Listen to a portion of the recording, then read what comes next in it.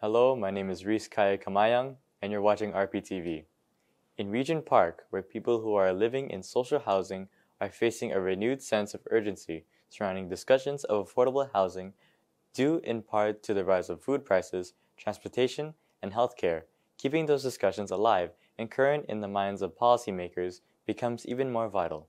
Let's join infrastructure and cultural policy advocate and Regent Park resident Walied Kogali Ali, Co-Chair Community Working Group, Co-Chair Regent Park Stakeholders Table, SDP, and Resident Co-Chair Community Benefits Oversight Working Group, CBOWG, as he delivers a deputation at the Ontario Legislature on behalf of the Federation of South Toronto Residents Association, FOSTRA. Walied addressed members of the provincial parliament in support of Bill 134, the Affordable Homes and Good Jobs Act. FOSTRA, representing 25 residents associations in downtown Toronto, supports defining affordable rent based on a percentage of household income, but is concerned that tying it solely to the 60th percentile of gross annual income could make residents' rents unaffordable. They propose a two-tiered approach: mainstream affordable housing, 30% of the 50th percentile of income, and deeply affordable housing, 30th percentile or below. They emphasize the need for a rent-geared to income program and a reserve fund for maintenance. The current legislation is deemed inadequate for lower income brackets, and FOSTRA urges a more equitable formula emphasizing a more dual-tiered income-based approach for tailored solutions. They also stress the importance of a sustainable funding model for affordable housing. On November 21st, 2023, at Ontario Legislature meeting of the Standing Committee on Heritage, Walied's deputation was followed by a discussion with various committee members, MPPs, and Lindsay Jones, Director Policy and Government Relations, Association of Municipalities of Ontario, AMO, who examined the complexities of providing and maintaining the current stock of rental housing, and providing more affordable housing and more deeply affordable housing. Now let's head to the meeting.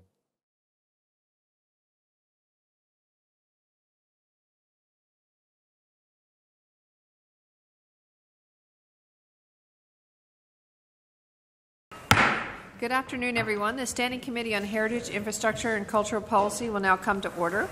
We are here to resume public hearings on Bill 134, an act to amend the Development Charges Act 1997 and the St. Thomas Central Elgin Boundary Adjustment Act 2023. We'll now move to the Federation of South Toronto Residents Associations. If you would please state your name, and you have up to 7 minutes, please. So my name is Walied Kogali Ali. And I'll start off by thanking members of Provincial Parliament for the opportunity to depute on behalf of the Federation of South Toronto Residents Association, FOSTRA, which is a federation that currently represents 25 residents associations in the 5 downtown Toronto wards, so specifically wards 4, 9, 10, 11, and 13. Which encompasses hundreds of thousands of Toronto residents. So in our written submission, FOSTRA submits a certain model that should be incorporated in Bill 134, which is the Affordable Homes and Good Jobs Act. Specifically, we support the direction to define affordable rent based on a percentage of household income.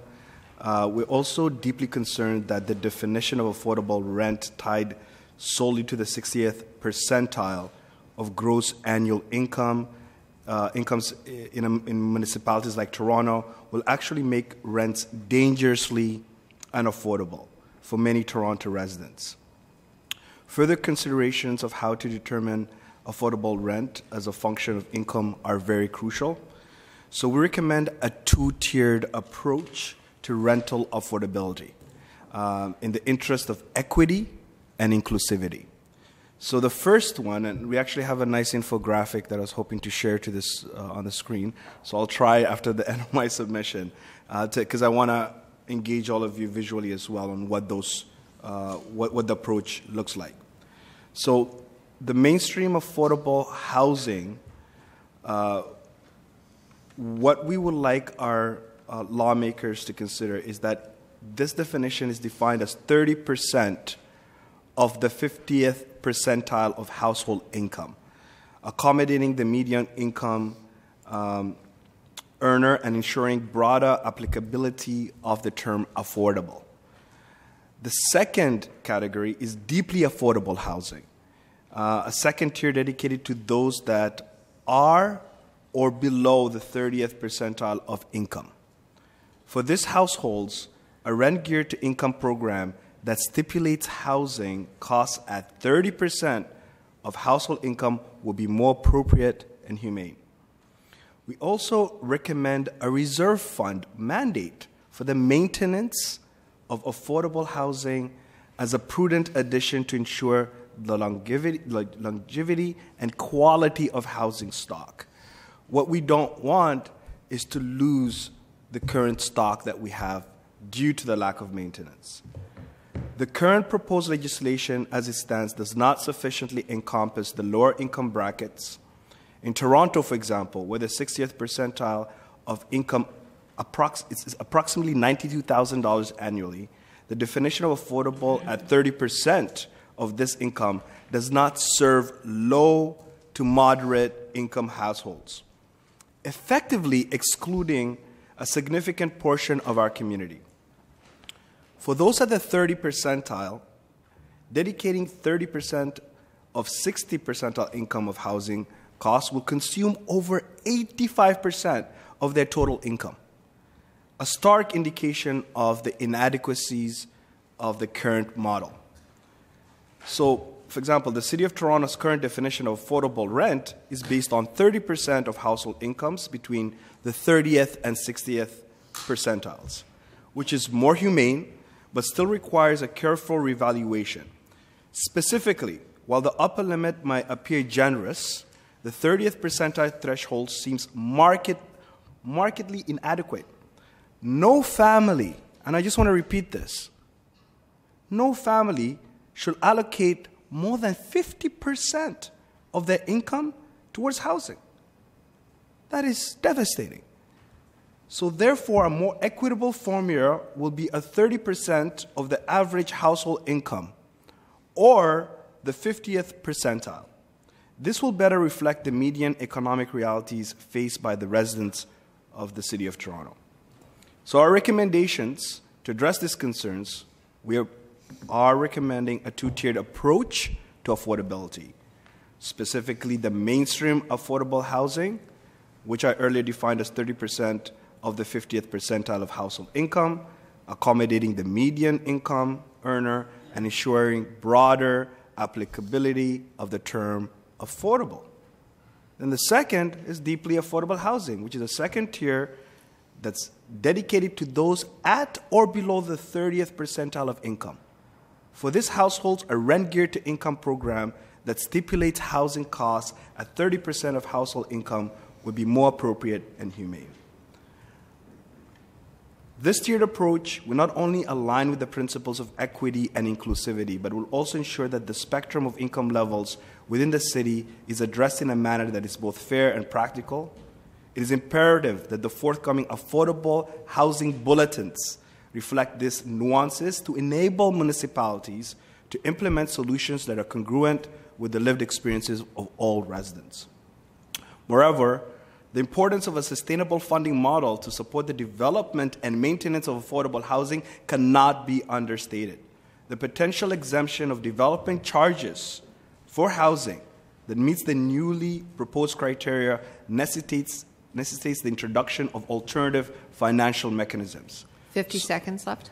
So in conclusion, thank you, Madam Chair, the province is strongly urged to revisit the affordability definition to include a dual-tiered income-based approach, ensuring that housing affordability measures are more than one-size-fits-all solution, but are tailored to meet the diverse needs of our city's populations and growing cities, municipalities across the province of Ontario. Thank you. Thank you very much to our presenters. We'll now begin with questions, and we're going to start with the official opposition. MPP Bell.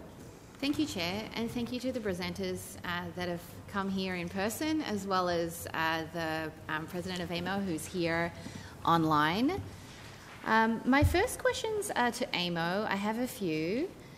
The first one is, do you have an assessment on whether the private sector is going to build these affordable homes that they're going to get development fee exemptions for?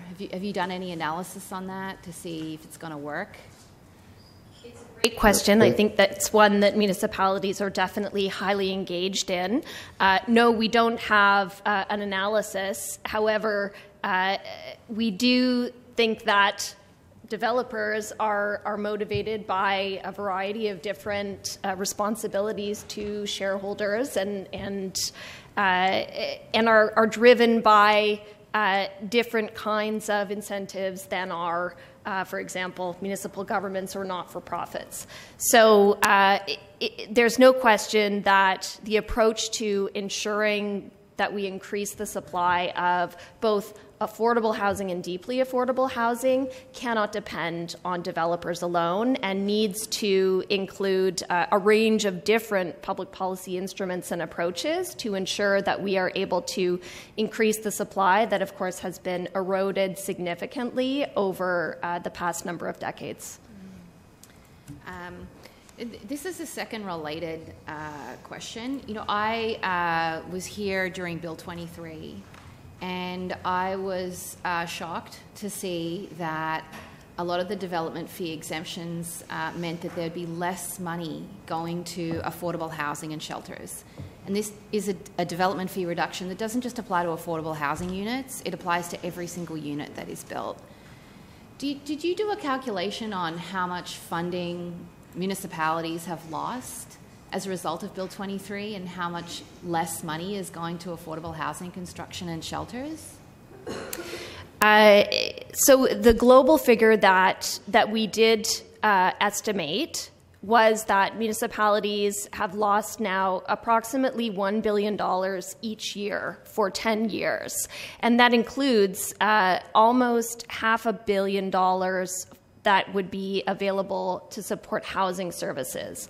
That's one of the most critical elements that AMO has urged the government to reconsider under Bill 23, which is the ability for municipalities to charge development fees to support housing services. It's created a huge gap in municipalities' ability to invest in community housing as well as the shelter system.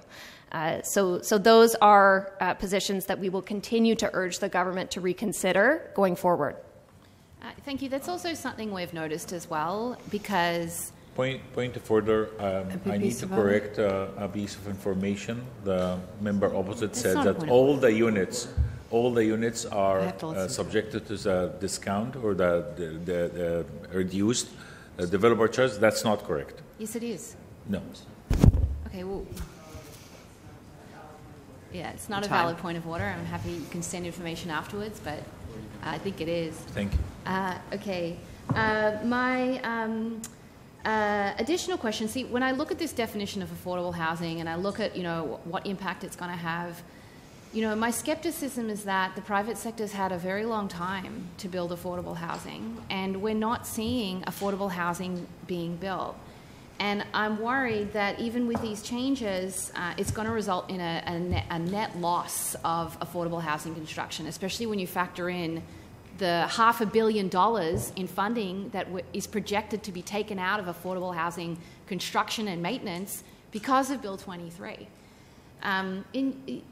Given your, I'd love to hear your assessment. Are you doing an assessment on how many affordable homes the for-profit private sector is building in municipalities? Do you have numbers on that? We are definitely focused on being able to understand what the needs are across the province with respect to deeply affordable housing. We are committed to engaging with both the provincial and the federal governments to urge additional investments be made to enable both municipalities and not-for-profit developers and corporations to be able to increase the overall supply. We don't think that the answer lies in developers and the private sector alone, but there needs to be partnership and an increased capacity, both for the overall public sector housing developers as well as municipalities, to be able to make additional investments in this space that have been eroded significantly over time.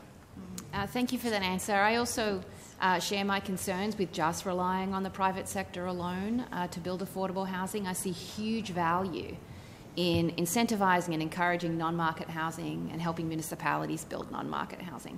My final question is to Mr. Walied Kagali from FOSTRA. Thank you so much for coming. Thank you. I was listening very carefully when you talked about the need to have two definitions of affordable housing. A definition of affordable housing that caters more towards the moderate income level, middle income people, which is this definition, and then also having this definition of deeply affordable housing that's really going to address the thousands of people that are waiting for community housing right now, people who are on social assistance, people who are low income on minimum wage. So when we're looking at these two definitions, has FOSTRA done any kind of analysis on what kind of development fee reduction would apply to the affordable housing definition and what would apply to the deeply affordable housing definition? Thank you. That's an excellent question.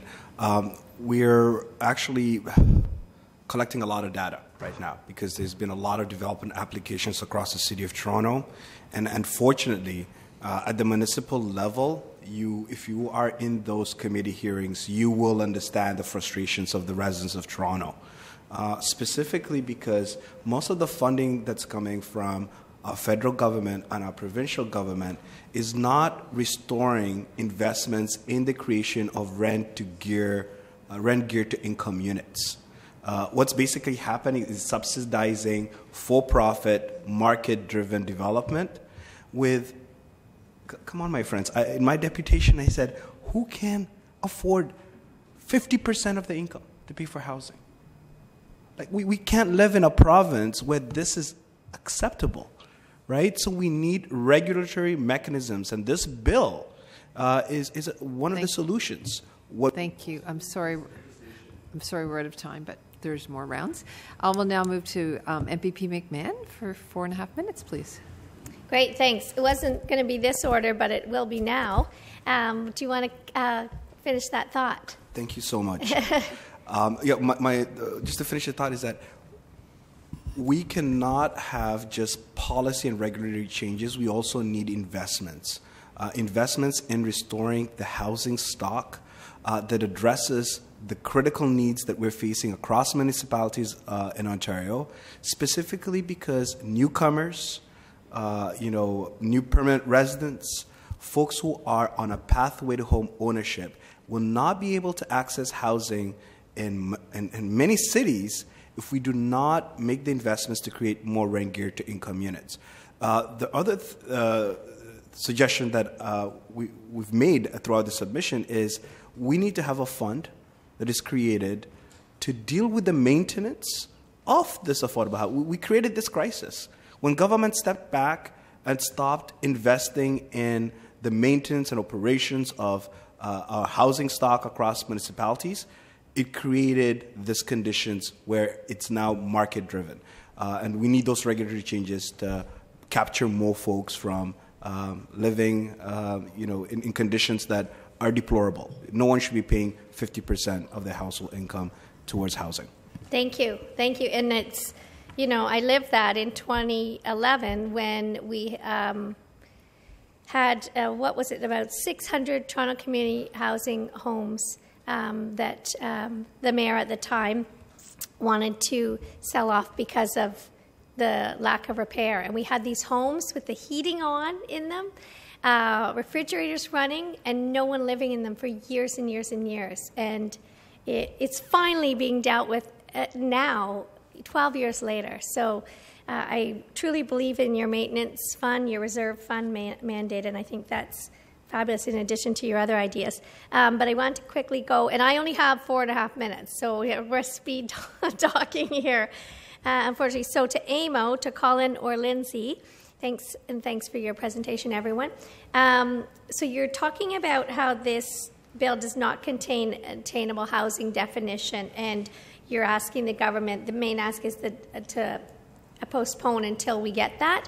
The minister was here this morning, and he must have said a zillion times, he's speaking to the municipalities, he's speaking to the elected officials there. He's in talks, he's connected, and he's speaking with AMO. So given that beautiful conversation that's going on, endless conversations, where are you at with that, with the minister? Yeah, thank you for the question. Let Lindsay highlight that answer. Absolutely. And as President Best remarked in his opening remarks, AMO has seen a marked shift in the overall approach to working with municipalities under this new minister.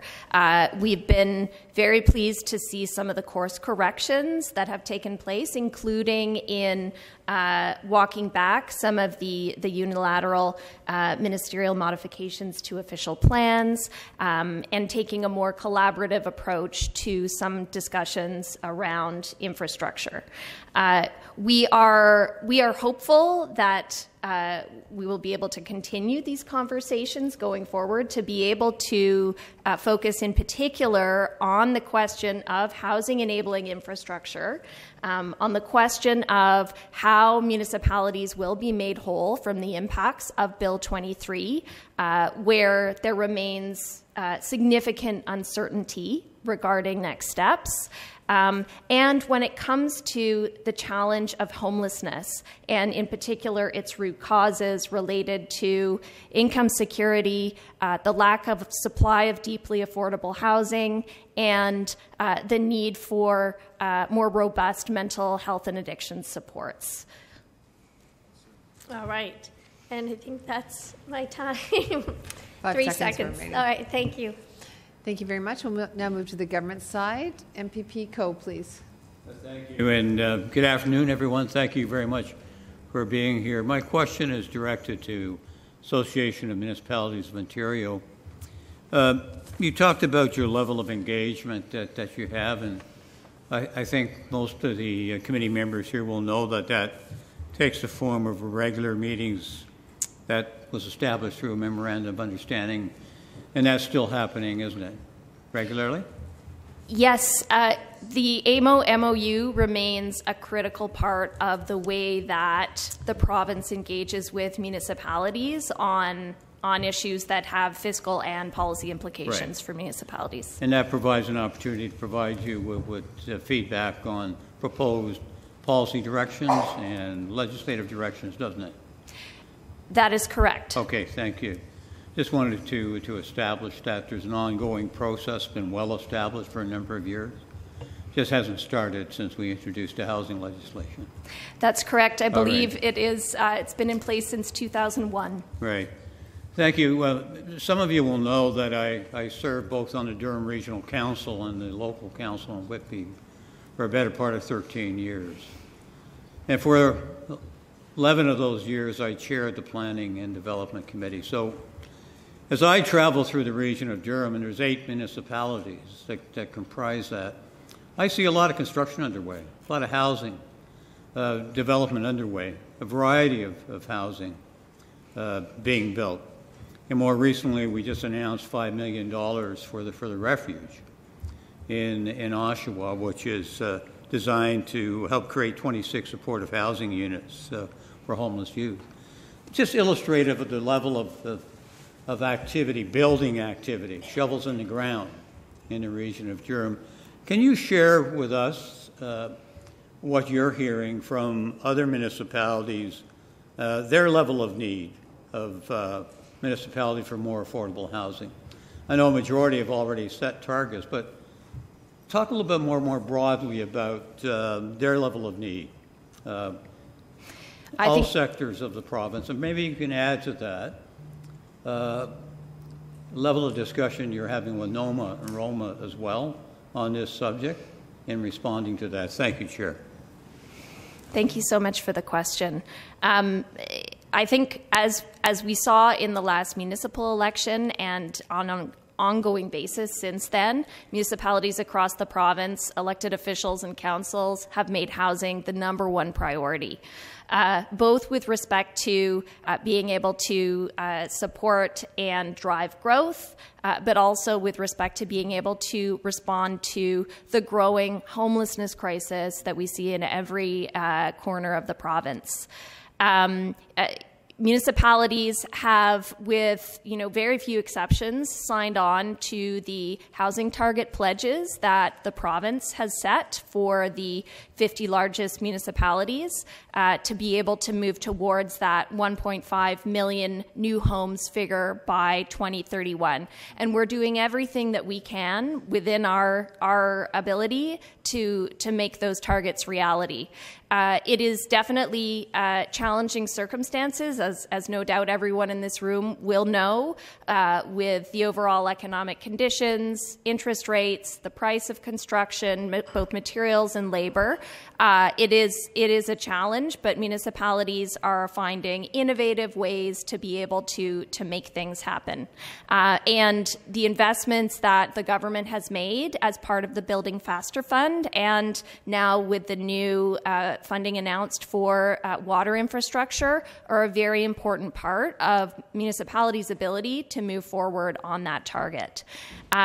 There remains some significant questions with respect to financing of more housing-enabling infrastructure that's required, and that is where we are hopeful that continued collaboration with the province around different ways of funding, be it re-examining development charges, be it working to call on the federal government to make investments in infrastructure, or additional provincial investments.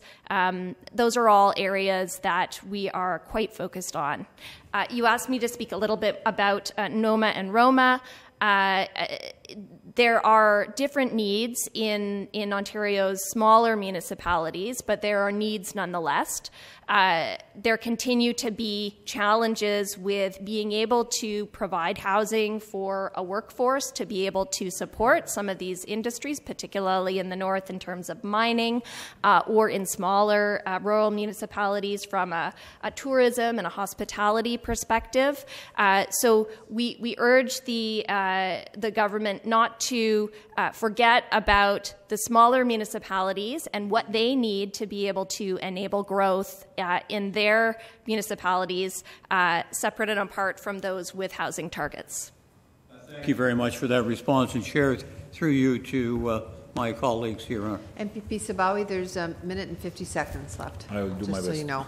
Yep. Thank you very much, Ms. Chair. And my question for Dina, as I can see from the profile here that you are real estate brokerage. Okay.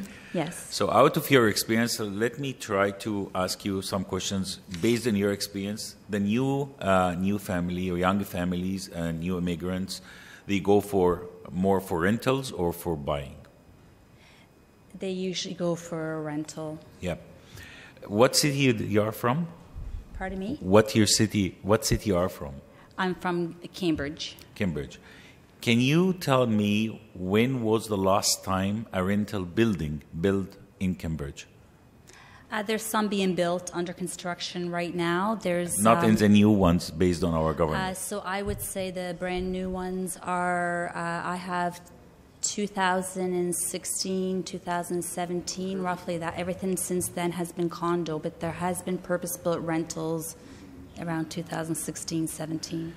Perfect. So in your opinion, we need to incentive building rentals. We need specific rentals. We actually have a lot of rentals underway, but I'm looking for rentals for everybody, which includes the people living on ODSP and single parents. So that's the type of housing that's missing. We have a lot of units under construction. There's no doubt about that. So do you agree with me that those incentives might help us to make some of the goals which AMO asked for, like having more supply to be able to meet the demand? I'm sorry we're out of time, but that's okay. There's another round. So over to the official opposition. MPP Hardin, please. Thank you. Thank you very much, all of you, for coming this afternoon. Very much appreciated.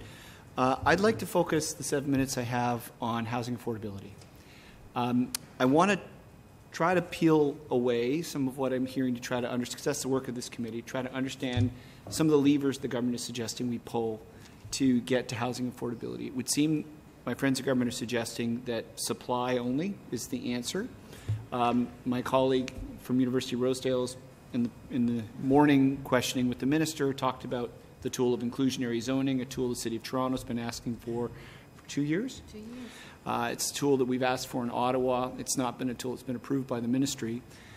So I just want to talk about an adjacent issue, and that is, what do we do with the amount of publicly funded housing stock that we have for office buildings that is sitting vacant in so many of our communities? This is a huge issue for the City of Ottawa.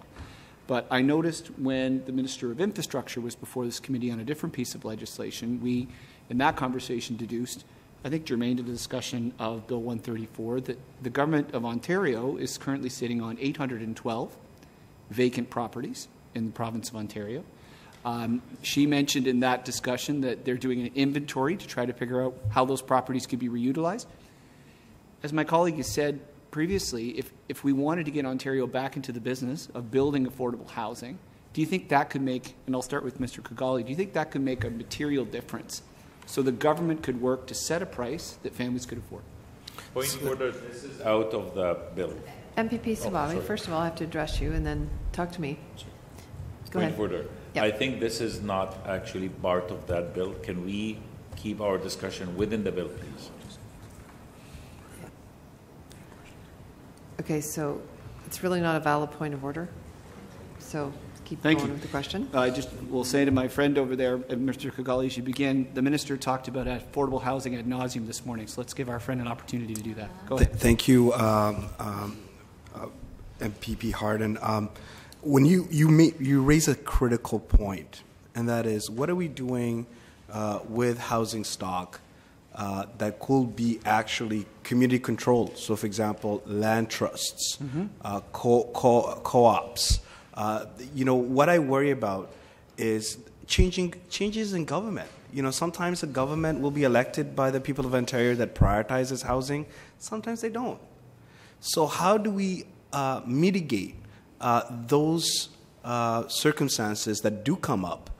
And I think the best way is to listen to what the community is saying. The community right now is looking into those models, the land trusts and co-ops. But municipalities are also being innovative by building on city land, because it's also about rent control, right? It's about other regulatory changes that make housing affordable.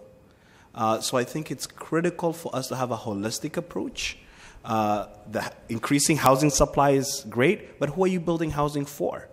Are you building it for those that are in need of housing, or those that want to speculate with our housing stock so they could be multimillionaires? Right. So I think it's critical that we not just make the right investments, but have empower municipalities to come up with their own solutions. I will actually recommend that our provincial government, if they have nothing planned for the additional housing stock or real estate, pass it on to the municipalities. Let them work with communities to deliver housing that's needed. Sometimes it's supportive housing. Sometimes it's rent-to-own programs that address affordability, right? In Regent Parker, I'll tell you a quick story. In 2011, houses were $330,000. If I took my mom's advice and put a down payment, I'll be a multimillionaire just by sitting in my living room for 5 years. This is what's happening in our communities. So thank you so much for that question. No, I'm glad we're connecting on this, because it seems to me often in government or in public policy, we're very focused on the important announcements at future housing that will be built.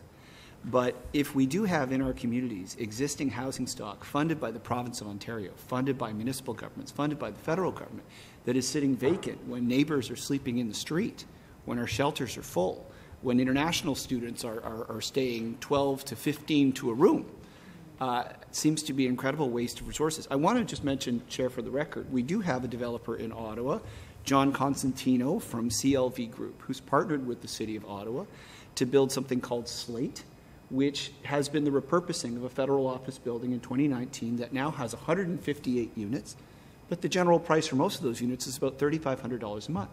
The average rent in our city in Ottawa is $2,000 a month, but Mr. Constantino did feel a requirement, a social obligation, to have 10 units at a cost of $1,500 a month.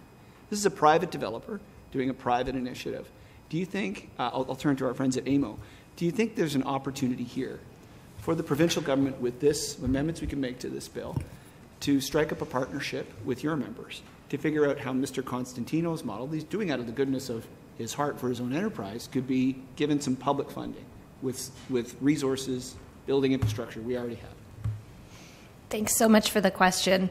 I think that there are so many different innovative ways that we can come at this challenge, and you're right to make sure that the debate doesn't just focus on building new, which takes a very long time, but that looks at strategies like retrofitting and repurposing, like enabling acquisitions as well for not-for-profit housing operators, as well as the income side of things, which is really the fastest way to keep people from falling into homelessness, right, which then, of course, requires a look at both the income security side of things and potentially some of the programs that are currently out there with respect to housing benefits. 45 seconds. No question that being able to work with the private sector, with not-for-profit developers and municipalities to then explore what is possible is going to be the only way forward. So we would welcome, as municipalities, the ability to explore the art of the possible with private sector partners who are innovating in ways that are really exciting. Thank you. 12 seconds still. Thank you. MPP McMahon for 4.5 minutes, please. Thank you very much. And as you know, we all like to talk housing, and we all want to build housing. It's just always the devil's in the details. And so first I have a kind of a specific question for AMO about the official plan amendments for, if you know anything about this, which I'm sure you must, protected major transit station areas. So I've heard from my residents and some housing experts about the holdup with that, waiting for the province. And I asked the minister about that this morning. The answer was, because especially in Toronto, when is this going to happen? When is it going to be signed off on? And I got the ever detailed answer, soon. And so I was asking for a definition of soon. But have you heard about that from other communities? And what are your thoughts on getting that action so we can get shovels in the ground? Well, AMO doesn't usually weigh in on the specific municipal issues, so I wouldn't be in a great position to be able to speak to specific decisions. We have, however, supported our municipalities in the kind of overall official plan process, which has definitely been evolving. For our first recommendation to the government is that that approvals and plans and timelines, there is definitely a need to streamline things, and it's not just about municipalities. It's also very much about provincial agencies and ministries and the time that their decision-making makes and adds to the development process. So we have urged the government to review its own approval times and to make changes to make things as streamlined as possible. Okay, and I just have, I'm very short on time. Do we have your thoughts on us building and looking in our own backyard? We talk about NIMBYs, but we're not even looking in our own backyard, I don't think, to the fullest capacity for provincial lands. Do you think we're doing a good job on looking at provincial lands? I think that there's a lot of... Notice Colin's poker face and so for to Lindsay, but anyways, go ahead. Definitely being able to make the best use of provincial lands, federal lands, municipal lands is a key recommendation that AMO has had with respect to supporting housing. And we are interested in partnering with the province to have more detailed discussions on that front going forward. All right, super polite answer. I love it. So now we'll just do kind of a rapid round because I have a minute or so and a bit left. My standard question I ask, any sage advice, one piece of advice that you have for us as we consider Bill 134? So maybe we'll go Walied first. To adopt the FOSTRA submissions, the two-tier model, make it possible for many hardworking residents of Ontario to access a basic human right, which is housing. If we don't do something now, we're going to be setting future generations for failure. Folks are working not as twice as hard, but multiple jobs, just to be able to access housing. Okay, thank you. Great. And Amo?